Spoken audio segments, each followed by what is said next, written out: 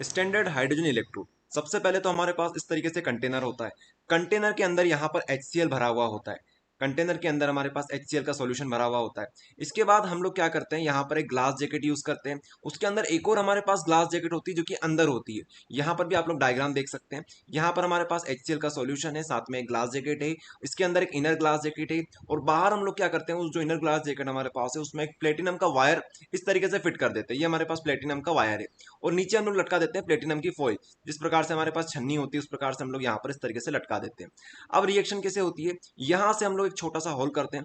यहाँ से hydrogen gas pass करेंगे और ये जो प्लेटिनम की फॉइल है यहाँ पर हमारे पास रिएक्शन होगी। और यहाँ पर क्या होगा, हमारे पास रिडक्शन और ऑक्सीडेशन दोनों होगा। और इस प्रकार से हमारी रिएक्शन रहेगी। यहाँ से हाइड्रोजन जो होगा H+ में कन्वर्ट होगा। और जो H+ होगा वो इलेक्ट्रॉन को गेन करके H2 में वापस कन्वर्ट हो जाएगा। तो ये हमारे पास रिएक्शन होती है, 5 नंबर के लिए इंपॉर्टेंट होती है। फराडेज फर्स्ट लॉ ऑफ इलेक्ट्रोलाइसिस। यहाँ पर क्या होता है, हम ये बोलते हैं कि जो हमारे आयंस होते हैं सॉल्यूशन के अंदर वो किसी भी पर्टिकुलर इलेक्ट्रोड के ऊपर आके चिपकना लग जाएंगे, मतलब डिपॉजिट होना स्टार्ट कर देंगे। तो कब होंगे, जब यहाँ पर आप लोग चार्ज पास करोगे। तो जितना ज्यादा चार्ज पास करोगे उतना ज्यादा हमारे पास मास डिपॉजिट होगा। तो हम लोग लिख सकते हैं W directly proportional to Q। जब कॉन्स्टेंट आएगा तो यहाँ पर आएगा Z।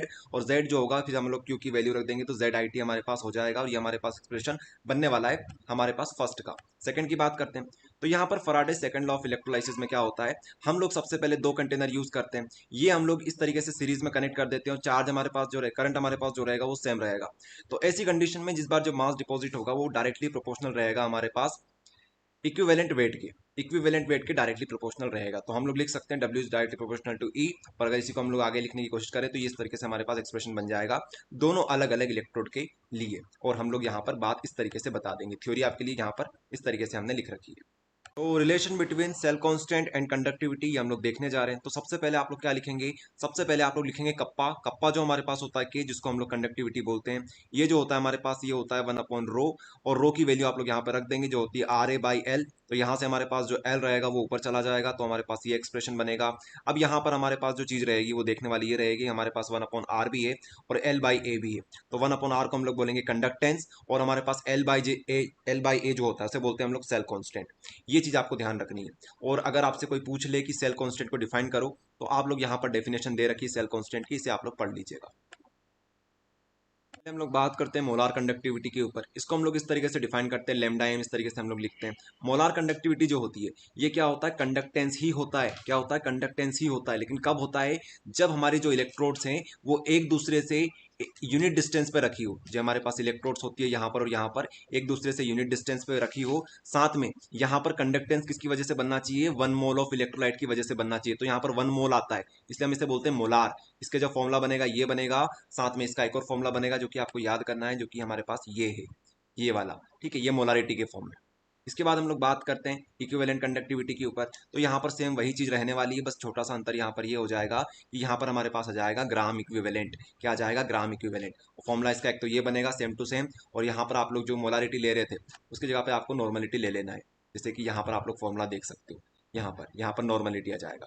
तो इस तरीके से आप लोग ये कर सकते हैं। जो हमारे पास कोलरोस्ट लॉ होता है वो क्या होता है, molar conductivity of any electrolyte eight infinite dilution. ये किसके बराबर होगी, ये होगी molar conductivity eight infinite dilution for cation and A9. दोनों का आपको सम कर देना है, साथ में यहाँ पर आपको मल्टीप्लाई करना है इनके जो भी केटाइनिक नंबर आएगा उनसे। फॉर एन एग्जाम्पल हम लोग बात करेंगे NaCl की, फिर आपको डेफिनेशन बताएंगे। तो NaCl का अगर आपको निकालना है तो यहाँ पे जाएगा Na+, यहाँ पर जाएगा Cl-। अगर हमारे पास Na+2 होता तो यहाँ पर हम लोग 2 लगा देते। अगर Cl- थोड़ी देर के लिए मान लो हमारे पास 3 होता तो हम लोग यहाँ पर 3 लगा देते। ये डिपेंड करता है, ये हमने सिर्फ एक एग्जांपल ले रखा है। अगर आपको डेफिनेशन देखनी है तो आप लोग यहाँ से देख सकते हैं। यहाँ से हम एक और एग्जांपल के ऊपर बात करते हैं, H2CO3 के ऊपर। तो यहाँ पर हम लोग तोड़ेंगे इसे तो H2 इस तरीके से बनेगा, CO3- इस तरीके से बनेगा। तो यहाँ पर आ जाएगा 2, यहाँ पर आ जाएगा 1। यहाँ पर हम लोग H+ लिखेंगे, यहाँ पर CO3- लिखेंगे। यहाँ पर आप लोग डेफिनेशन पढ़ सकते हो, जो आपको बताया वही यहाँ पर लिखा हुआ है, molar conductivity eight infinite dilution. और ये पूरी की पूरी डेफिनेशन लिखी हुई है। तो जो हमारे पास नस्ट इक्वेशन होती है वो किस प्रकार से दिखती है, हमें वो हमारे पास कुछ इस प्रकार की दिखती है इनिशियली। नस्ट इक्वेशन जो होती है ये रिलेशन बताती है किस किस के बीच में, जैसा कि इसका नाम इक्वेशन, तो ये इक्वेशन है हमारे पास। ये रिलेशन बताती है हमारे पास इसके बीच में और एक इनमें से किसी एक चीज को ले लीजिए। तो हम टेम्परेचर यहाँ पर ले लेते हैं। तो हम लोग लिखेंगे यहाँ पर हमारे पास cell potential, standard electrode potential और टेम्परेचर के बीच में यहाँ पर रिलेशन देखने को मिलता है। यहाँ पर आप लोग क्या करेंगे, RT और F की वैल्यू रख देंगे। साथ में ये जो नेचुरल लॉग है इसको log/10 में कन्वर्ट कर लेंगे। तो इसलिए हम लोग यहाँ पर मल्टीप्लाई करते हैं 2.303 से, और ये वैल्यू रखने के बाद हमारे पास ये एक्सप्रेशन बनता है। इसके बाद एक और हमारे पास इसका आगे एक्सप्रेशन होता है। आप चाहें तो यहाँ तक भी छोड़ सकते हैं, लेकिन यहाँ तक अगर आप छोड़ेंगे तो मात्र आपको 3 नंबर मिलेंगे। आगे के 2 नंबर अगर आपको चाहिए तो आपको ये चीज़ लिखनी पड़ेगी। यहाँ पर हम लोग क्या करते हैं, एग्जाम्पल आप लोग ये ले लेंगे और यहाँ पर आप लोग Zn2+ लिखेंगे, यहाँ पर Cu2+ लिखेंगे। ये पहले आएगा, ये उसके नीचे आएगा। इस तरीके से आप लोग लिखेंगे तो आपका डेरिवेशन हो जाएगा और आपको यहाँ पर आके इसको फिनिश कर देना है।